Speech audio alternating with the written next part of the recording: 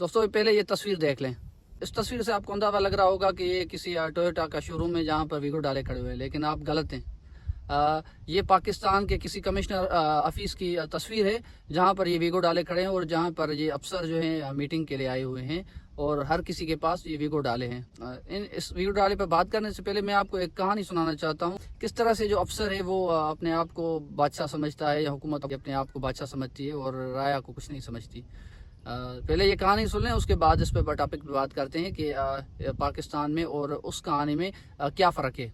तो चलते हैं कहानी की तरफ, लेकिन कहानी में आगे बढ़ने से पहले आपसे एक रिक्वेस्ट है कि फेसबुक पेज पर ये वीडियो देख रहे हैं तो प्लीज़ मेरे इस फेसबुक पेज को फॉलो कर लेना और इस वीडियो को अगर पसंद आए तो लाइक करना, शेयर करना दोस्तों के साथ और कमेंट करना। और अगर आप यूट्यूब पर देख रहे हैं तो मेरे इस चैनल को सब्सक्राइब करें, क्योंकि आपके सब्सक्राइब करने से हमें मोटिवेशन मिलते हैं। चलते हैं कहानी की तरफ। 18 सदी की बात है जब ईस्ट इंडिया कंपनी इंडिया पर हिंदुस्तान पर हुकूमत करती थी। उस वक्त पाकिस्तान नहीं हुआ करता था, एग्जिस्ट नहीं करता था पाकिस्तान, ये हिंदुस्तान ये आपस में मुत्तहदा हिंदुस्तान हुआ करता था। तो वहाँ पर हिंद पर हुकूमत करती थी ईस्ट इंडिया की कंपनी। तो वहाँ पर जब हुकूमत होती थी तो उनके पास जो अफसर होते थे उनमें सबसे बड़ा जो अफसर होता था वो डिप्टी कलेक्टर था, यानी आज के आप डिप्टी कमिश्नर समझ लें।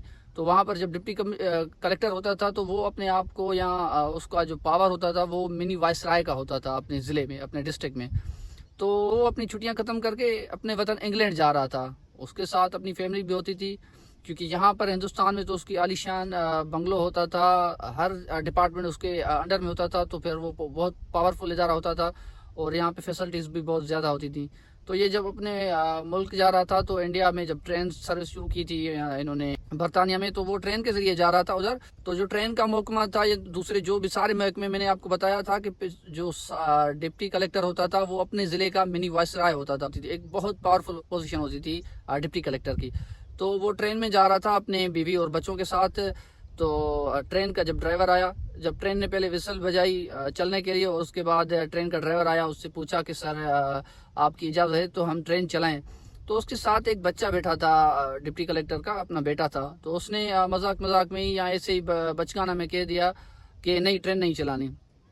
तो वो अदब के हाथ बांधकर और ट्रेन का ड्राइवर खड़ा हो गया, क्योंकि डिप्टी कलेक्टर के सामने बात करने की उसकी जरूरत नहीं होती थी, सस्पेंड हो सकता था अगर वो कुछ कहता। तो वो बेचारा ट्रेन का ड्राइवर, मामूली ड्राइवर था, वो हाथ बांध के खड़ा हो गया और हुक्म का इंतजार करने लगा। तो उसकी माँ ने उसको समझाया, बच्चे को समझाया कि बेटा इसको इजाज़त दे दो, हम अपने मुल्क जा रहे हैं। उसने ज़िद की, नहीं मैं नहीं जाने दूंगा, ट्रेन नहीं चलेगी जब तक मैं नहीं कहूँगा। तो माँ ने इसी तरीके से बच्चे को बेला फुसला दिया और उसके बाद बच्चे ने कहा हाँ अब चलो ट्रेन चलाओ। तो ट्रेन जब चली और वो अपने जब वतन पहुंचा वापस, तो जब अपने पोर्ट पर यानी जैसे अपने मुल्क में दाखिल होते हैं तो फार्मेलिटीज़ पूरी करनी पड़ती हैं। तो वो फार्मेलिटीज़ पूरी करने के लिए जब अपने बॉर्डर पर पहुंचा तो उसको लाइन में खड़ा होना पड़ा। अब देखें कि यहाँ पर जो डिप्टी कलेक्टर सारे इदारे उसके लिए लाइन में खड़े होते थे, पुलिस डिपार्टमेंट, फौज, हर चीज़, क्योंकि उसको इतना पावरफुल बनाया था अंग्रेज़ों ने इस जो पोजीशन है इस डिप्टी कलेक्टर को कि आप सोच भी नहीं सकते हैं। अगले व्लॉग में हम इसमें बात करेंगे कितनी पोजीशन और कितना पावर होता था डिप्टी कलेक्टर के पास, लेकिन फिलहाल आज हम इस टॉपिक पे बात करते हैं। तो जब वहाँ पर पहुँचा तो फिर इतनी भीड़ थी तो वहाँ पर इसको लाइन में खड़ा होना पड़ा। तो बच्चे का गुस्सा और ज़्यादा हो गया कि नहीं भाई, और वहाँ पर हुक्म देने लगा हम लाइन में खड़े क्यों हैं, हम लाइन में खड़े नहीं होंगे, शोर मचाना शुरू कर दिया। तो उसकी माँ ने कहा कि बेटा चुप करो, ये हिंदुस्तान नहीं है, ये आज़ाद लोगों का मुल्क है, यहाँ पर हमें लाइन में ही खड़ा होना पड़ेगा। तो बच्चा गुस्से में रो रहा था वगैरह, लेकिन कुछ भी नहीं हुआ और वो लाइन में ही क्रॉस होकर अपनी प्रोसीजर को फॉलो करते हुए मुल्क में दाखिल हुआ। तो यहाँ पर भी ये ऐसा ही सिस्टम है, यहाँ पर हमारे ऊपर ये रोब डालते हैं, हमारी टैक्स पर और हमारे पैसों पर जो है ये अयाशी करते हैं। ये वीगो डाले में तेल डलता है, इसके प्रोटोकॉल, इसकी जो मेंटेनेंस है, हर चीज़ जो ये जो एसी चलाते हैं, बिजली का बिल, पेट्रोल वगैरह, हर चीज़ हमारी टैक्स से जाती है। तो ये यहाँ पर ऐशी करते हैं। लेकिन इसी तरह सेम ही अगर ये बैरूनी ममालिक जाते हैं घूमने के लिए वगैरह, क्योंकि इनके लिए घूमना कोई आसान नहीं होता, क्योंकि पैसा भी इनके पास बहुत ज़्यादा होता है।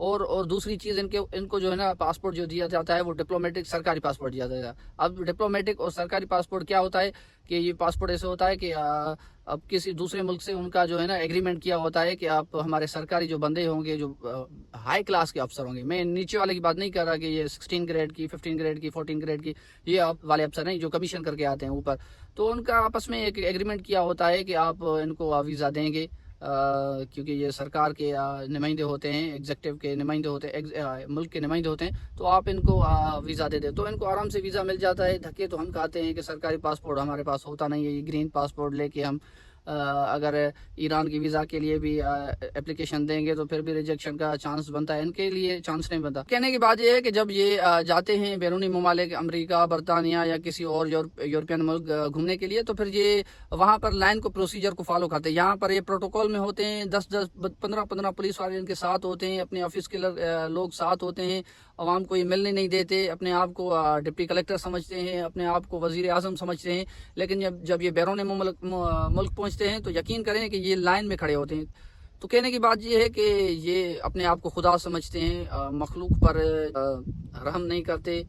یہ میں سب کی بات نہیں کر رہا کہ چند لوگ، جو چند افسر ہوتے ہیں وہ خدا ترس ہوتے ہیں، اور ہونے بھی چاہیے۔ تو دوستو، اگر آپ کو یہ ویڈیو اچھا لگا ہو تو اس ویڈیو کو لائک کریں، شیئر کریں، اور میرے فیس بک پیج کو فالو کریں۔ ملتے ہیں کسی نیکسٹ ویڈیو میں، ٹل دین گڈ بائے۔